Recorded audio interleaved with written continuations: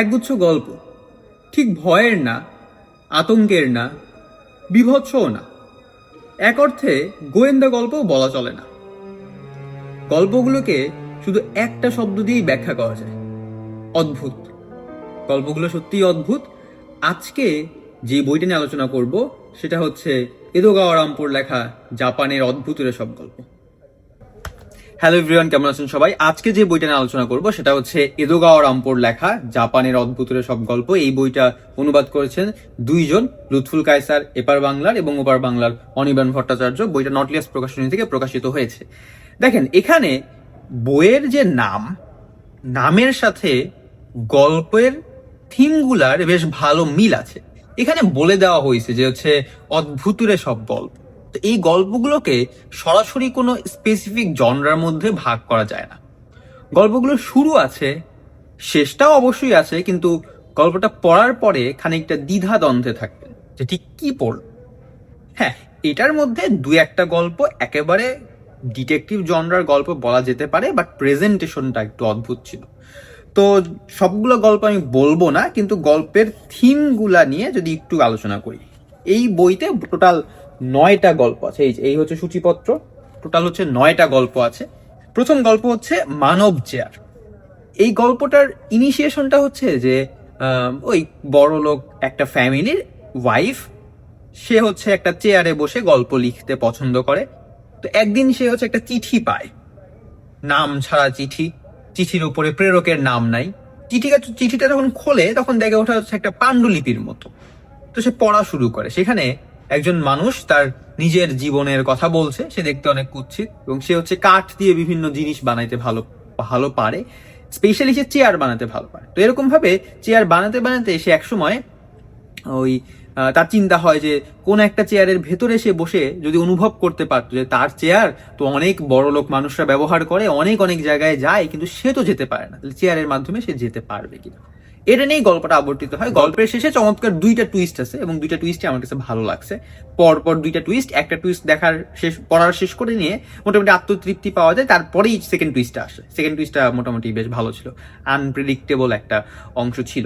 প্রথম টুইস্টটা মোটামুটি প্রেডিক্ট করা যায়। দেখেন, এই গল্পটা কোনো ভয়ের না, আতঙ্কেরও না, সরাসরি অর্থে না থ্রিলারেরও গল্প না। গল্পটা জাস্ট অদ্ভুত, যে একটা চেয়ারের মধ্যে একটা মানুষ এরকম লুকায় থাকে। অদ্ভুত একটা গল্প। বাট এই গল্পটা শেষ করার পরে আমার কাছে একটু প্রশ্ন ছিল। গল্পের যে রিভিলিং হয়, টুইস্ট হয়, সেই টুইস্টটাকে কেন্দ্র করে 2টা প্রশ্ন। যে কেন এই চেয়ারের ভেতরে লুকায় থাকার ব্যাপারটাকে রিভিল করলো। গল্পটা স্পয়েল ছাড়া আমি পয়েন্টের কথা বলার চেষ্টা করতেছি। অথবা সেকেন্ড যেই প্রশ্ন সেটা হচ্ছে যে এই যে পাণ্ডুলিপি পাঠানোর পরে যে পাণ্ডুলিপিটা পাঠিয়েছিল সে চিঠি পাঠায় আরেকটা, চিঠিটা কেন পাঠায়, এরকম একটা প্রশ্ন। গল্পটা না পড়লে ঠিক বলা কঠিন। আমার কাছে গল্পের স্টোরি টেলিংটা অনেক ভালো লাগছে, যেভাবে গল্পটা বলা হয়েছে সেই জিনিসটা অনেক ভালো লাগছে। আচ্ছা, এরপরে সেকেন্ড গল্প হচ্ছে মনস্তাত্ত্বিক পরীক্ষা। এই মনস্তাত্ত্বিক পরীক্ষা এটা কি পিওরলি একটা ডিটেকটিভ গল্প বলতে পারেন। এই গল্পের শুরুতেই স্বীকার করে নেওয়া হয় যে একটা খুন করা হয়েছে এবং সে একটা খুন করছে। একেবারে পারফেক্ট একটা খুন ছিল, কিন্তু ধরা খাইছে। কিভাবে ধরা খাইছে এইটাই খুঁজতে খুঁজতে আমরা পুরো গল্পটা উন্মুখ হয়ে পড়তে থাকি।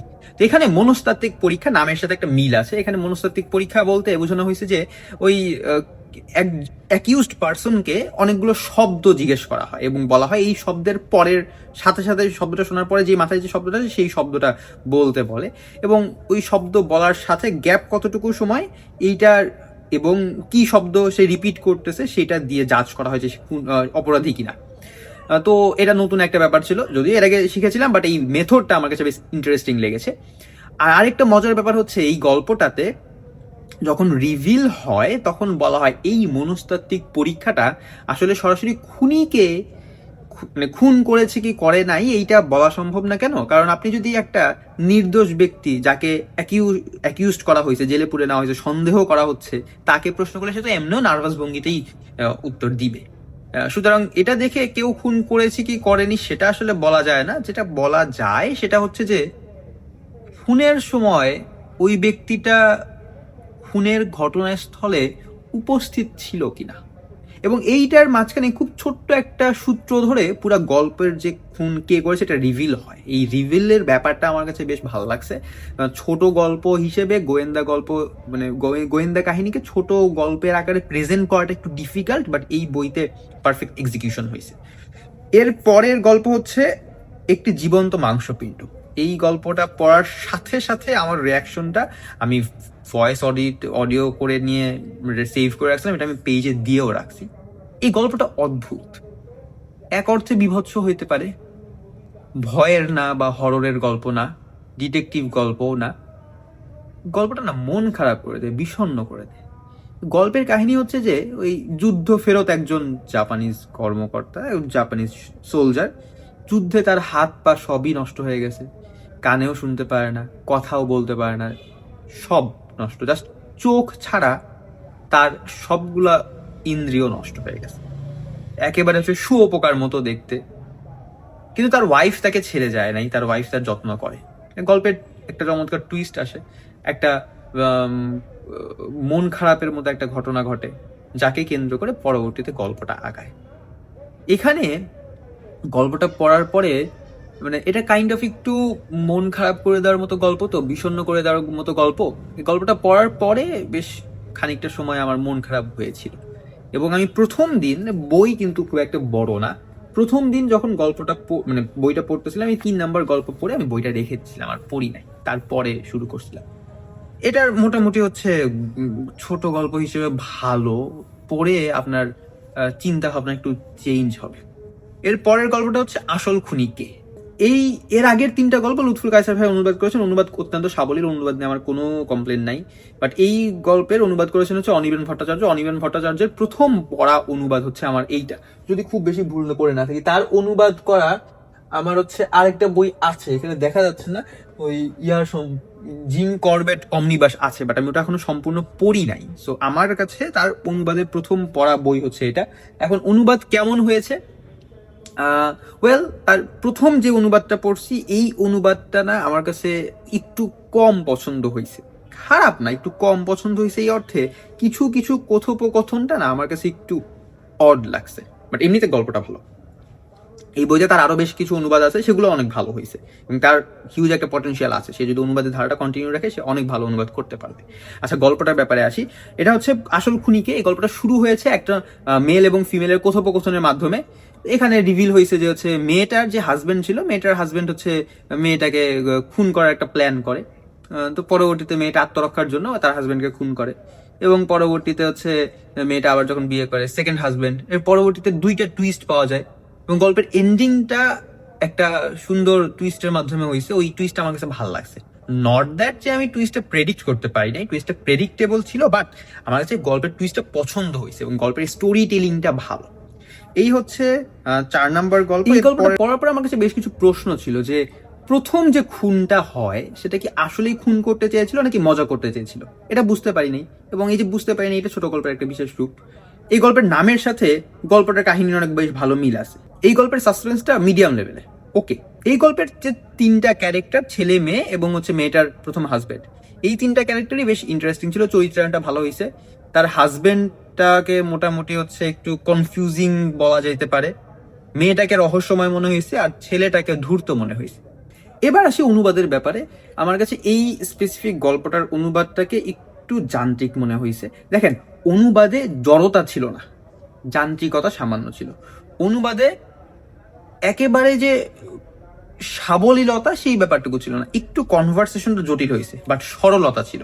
অনুবাদটা ভালো, কিন্তু আরেকটু বেটার হইতে পারতো। এর পরের গল্পটা হচ্ছে আয়নার জগৎ, এবং এই গল্পটা না আমার কাছে ইনকমপ্লিট মনে হয়েছে। ওই যে বলে না, ছোট গল্প শেষ হয়ে হইল না শেষ, এই গল্পটা হচ্ছে সেই শেষ হয়েও হইল না শেষ কথাটাকে পারফেক্ট ভাবে পোর্ট্রে করতে পারছে। দেখেন, এই আয়নার জগৎ গল্পটা না অতটা ভৌতিক না, গল্পটা ভয়ের না, গল্পটা হচ্ছে রহস্যেরও না, ডিটেকটিভও না, জাস্ট অদ্ভুত।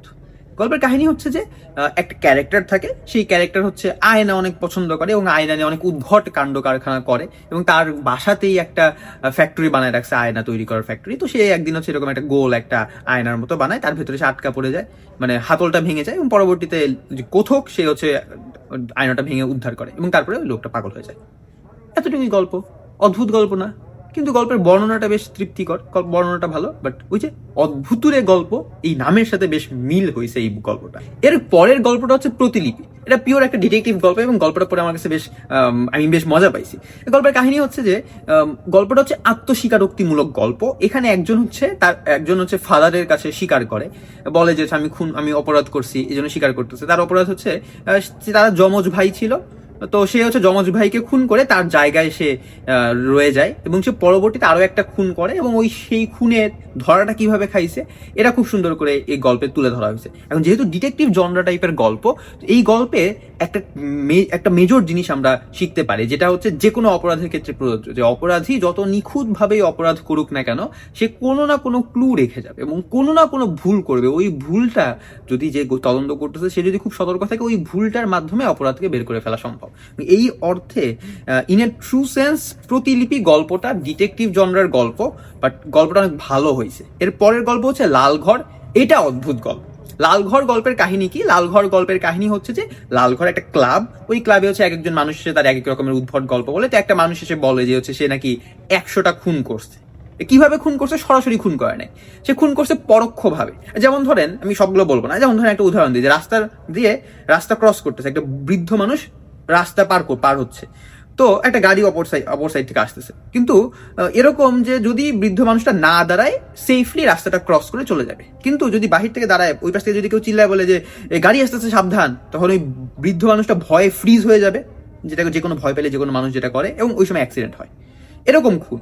আবার ধরেন একটা মেয়ে পাহাড় থেকে আত্মহত্যা করবে, ডিসিশন নিচ্ছে না, এবং সে ডিসিশনে আত্মহত্যা করবে না, ফিরে আসছে, তখন যদি চিল্লায় ওঠে যে কি করছেন, আত্মহত্যা করবেন না, তখন ওই মেয়েটা ওই যে ডিসিশন নিচে আত্মহত্যা করবে না, সেখান থেকে ঘুরে গিয়ে সে আত্মহত্যা করে। মানে এইরকম পরোক্ষভাবে সে খুন করছে।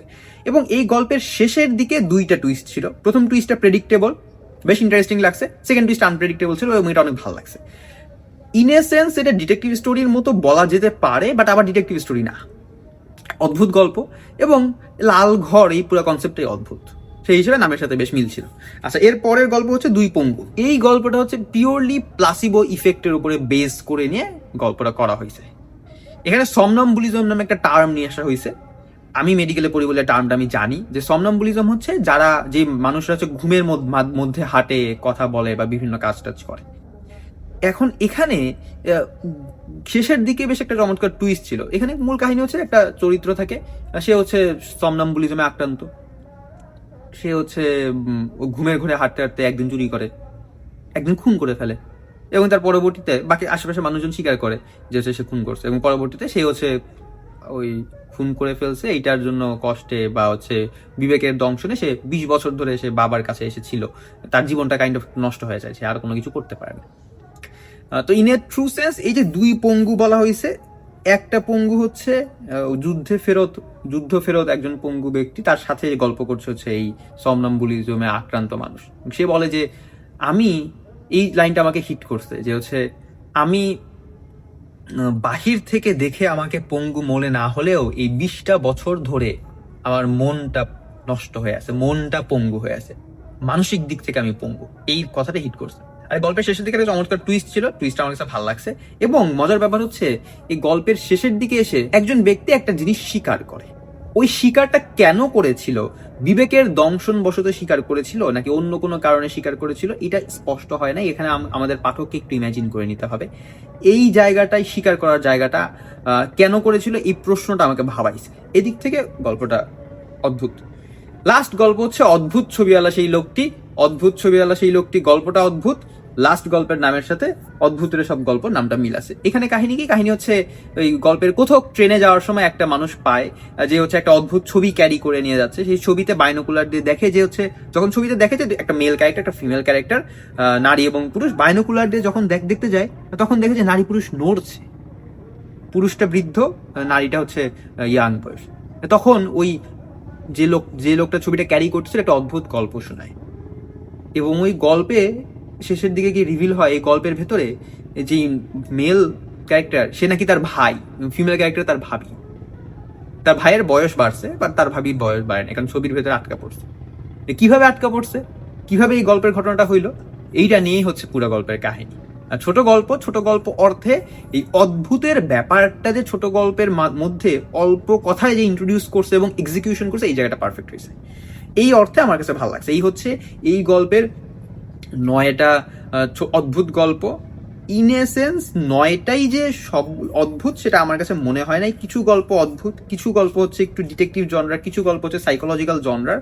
বাট আমার কাছে মনে হয়েছে যে হচ্ছে এই এদোগাওয়া রামপুর লেখায় যে একটা অদ্ভুত রহস্য থাকে, রহস্য না শুধুমাত্র অদ্ভুত একটা রহস্য থাকে।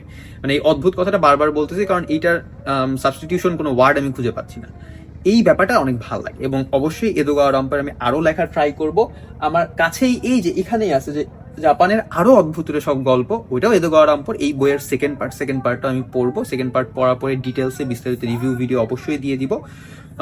এই বইটা আমার মতে যারা হচ্ছে ছোট গল্প পড়তে পছন্দ করেন বা যারা হচ্ছে রিডার্স ব্লকে ভুগছেন, যে বড় বই পড়তে পারতেছেন না, ছোট ছোট গল্প আছে অল্প পড়ায় শেষ করে ফেলতে পারবেন, তাদের কাছে এই বইটা রেকমেন্ডেড থাকবে। এবং বইটা একবার ট্রাই করে দেখেন, অন্তত একটা দুইটা ছোট গল্প পড়ে দেখেন। একটা গল্প পড়লেই আপনি মোটামুটি হুকড হয়ে থাকবেন। এটা আমার কাছে অনেক ভালো লাগছে বইটা। এই হচ্ছে এই বইয়ের রিভিউ। নেক্সট কোন একটা এপিসোডে দেখা হবে। এরকম বই রিলেটেড কন্টেন্ট পেতে চোখ রাখুন দ্য ব্রাউন স্টোরিটেলার ফেসবুক পেজে। Until then, signs of.